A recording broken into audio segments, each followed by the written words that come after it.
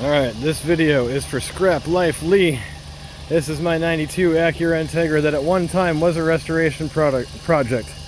It has been sitting for a few years. It was flat black painted, but over time has turned a little bit green.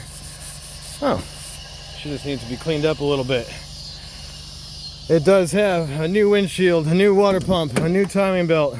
It was at one time an automatic transmission, but I converted it to a manual. I would greatly appreciate it if you would consider my car for your restoration video, Mr. Lee.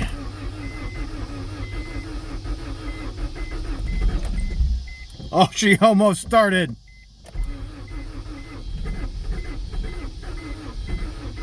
She wants to run so badly, man. She just needs a little TLC. I just want to see her back on the road.